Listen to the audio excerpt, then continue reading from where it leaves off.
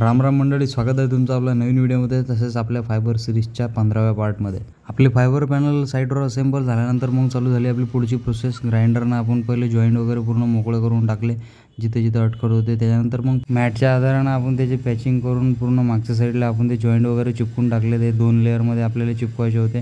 ते प्रोसेस थोडीशी फास्ट राहते, त्याच्यामुळे आपल्याला ते स्पीडली काम करायचं होतं.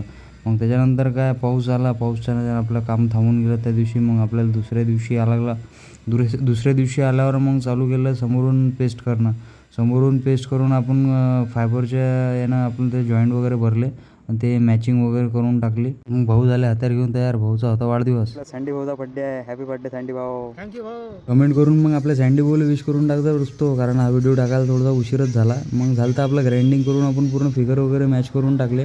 फिगर मॅच करून आपलं कुठं कुठं टेक्स्चर द्यायचं होतं ते टेक्स्चर वगैरे देऊन टाकलं त्या जॉईंटवर.